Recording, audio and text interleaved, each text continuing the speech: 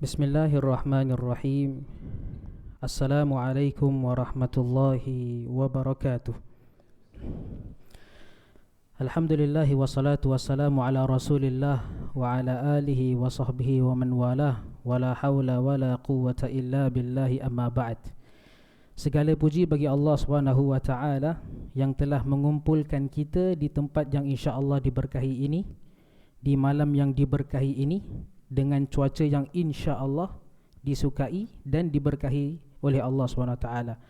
Semoga Allah SWT menerima segala amal kebaikan kita, puasa-puasa kita, ibadah qiyam dan siyam dan tilawah Quran kita, sampailah di akhir Ramadan nanti dan pun sampai hingga ajal kita jemput insya-Allah. Okey. Insya-Allah pada tazkirah yang singkat dan padat pada malam hari ini, sebagaimana yang telah disampaikan, adalah tajuknya, adakah kita benar-benar menjadi umat Iqra? Tajuknya mungkin nampak simple, akan tetapi kalau kita renungkan lebih dalam lagi, tajuknya mengandung arti ataupun tujuan yang sangat mendalam. Kalau kita nak tengok sekarang pengertian dari Iqra, kita pun insya-Allah banyak dari kita dah faham dah.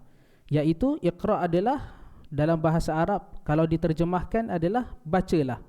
Dan ini pun sesuai dengan wahyu yang pertama yang Allah Subhanahu wa taala turunkan kepada Rasulullah sallallahu alaihi wasallam, iaitu 5 ayat pertama dari surah Al-Alaq, iaitu Iqra bismi rabbikal ladzi khalaq, dan hingga ayat yang kelima. Dan kalau kita nak tengok makna dari Iqra adalah bacalah. Jadi kalau kita nak tengok dari tajuk kita, adakah kita benar-benar menjadi umat yang mengamalkan apa yang Allah SWT memerintahkan kepada Rasulullah SAW? Wahyu yang pertama adalah bacalah. Apakah kita benar-benar praktis, kita benar-benar praktis perintah Allah SWT ini? Jadi sebagaimana yang kita ketahui, Iqra adalah wahyu yang pertama, dan ini menunjukkan Islam menekankan ilmu sebagai asas kehidupan. Jadi apa-apa sahaja yang kita nak ketahui, sebuah information ataupun ilmu yang baru, mesti kita baca dulu. Dan persoalannya, apakah kita benar-benar menghayati semangat Iqra dalam kehidupan seharian? Mungkin dari kita memang tak menghayati pun. Jujur, kalau nak jujur, saya sendiri sebagai orang yang menuntut ilmu, saya tak suka membaca. Jujur, saya tak suka membaca.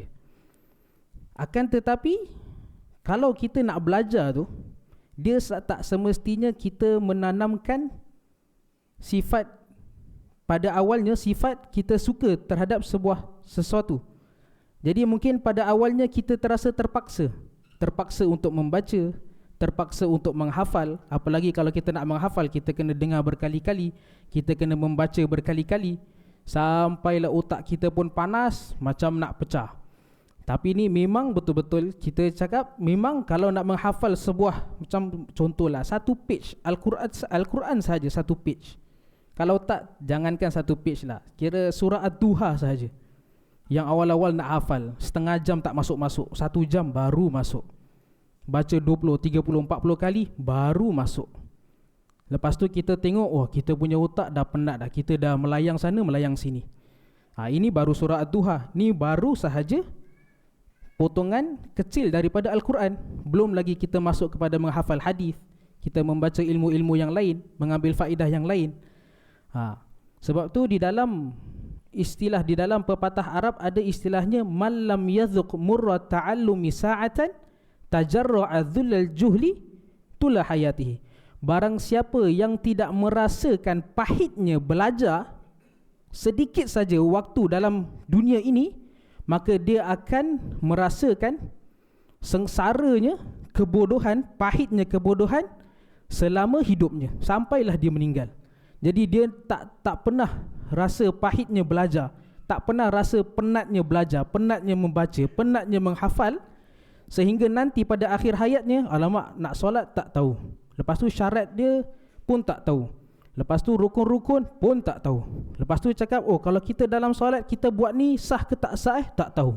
Jadi dia terasa pahitnya kebodohan sepanjang hidup sampailah dia tua. Maka dari itu, dari tajuk hari ini adalah apakah kita benar-benar menjadi umatnya Iqra. Memang pada awalnya susah kita nak membaca, apalagi zaman sekarang sana sini ada handphone, kita fokus dengan kita punya dunia ataupun apa yang kita nak baca. Social media sana sini kita sibukkan dengan konflik luar negeri sana sini, akan tetapi kita lupa diri kita sendiri, iaitu perbekalan untuk diri kita sendiri, iaitu kita bekalkan diri kita dengan ilmu. Macam mana kita nak membantu ikhwan-ikhwan kita di sana dengan ilmu juga, bukan dengan kekerasan dan lain sebagainya. Dengan ilmu. Dengan ilmu macam mana kita nak dapat ilmu tersebut? Of course dengan membaca. Pertama adalah dengan membaca. Setelah itu barulah tahap-tahap yang lain, mungkin datangnya perlu guru yang baik, setelah itu nasihat, setelah itu dengan menghafal, setelah itu dengan mengulang kaji dan lain sebagainya. Dan di antara faedah ilmu, faedah Iqra ini, di antara banyak ulama menyimpulkan bahawasanya kadang mereka dalam ada satu buku ataupun apa-apa buku pun mereka membaca, kalau kita tanya, Syekh, kau dah baca buku ni? Oh dah, aku dah baca. Dah berapa kali kau baca buku ni? Oh kurang lebih 50 kali. Buku kecil je, baca 50 kali. Akan tetapi bila kita tanya kenapa baca sampai 50 kali, dia sebut, setiap kali aku baca, aku habiskan setiap kali aku baca ni, aku akan dapat faedah yang baru yang macam aku tak pernah nampak, aku tak pernah jumpa ni faedah. Dan inilah manisnya membaca. Sebab itu kita baca faham tak faham, kita baca, insya-Allah ada satu daripada 100 sentence yang kita baca tu ada faedah yang kita dapat. Dan of course apabila kita dah memahami ilmu tersebut, kita mengamalkannya. Dan setelah kita mengamalkannya, kita ajak keluarga-keluarga, kerabat-kerabat yang terdekat dahulu untuk memahami dan mengamalkan. Setelah itu barulah kita dakwah kepada yang di luar sana. Dan inilah cara dan tahap yang sebagaimana Islam ajarkan kepada kita. Dan saya tutup tazkirah yang singkat ini dengan renungan sempena Ramadan, bulan Ramadan ini, sempena bulan Ramadan ini, kalau boleh kita tingkatkan bacaan Al-Quran kita. Meskipun kita tak faham, ada banyak lagi yang tak faham bahasa Arab, tidak mengapa, tapi kita tingkatkan dan memperbanyak bacaan Al-Quran kita pada bulan yang diberkahi ini.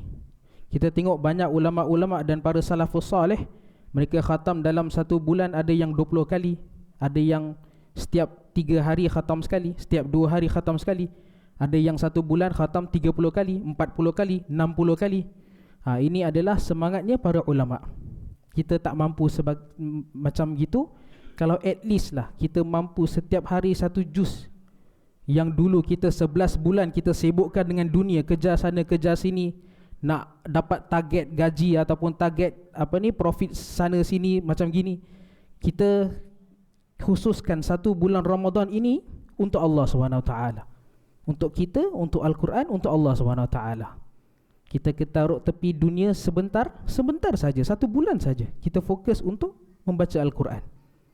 Semoga dengan ini Allah SWT meningkatkan semangat kita dalam berilmu, dalam menimba ilmu kita, dan meningkatkan semangat kita dalam membaca Al-Quran. Kurang lebihnya mohon maaf. Kita tutup dengan tasbih kafaratul majlis.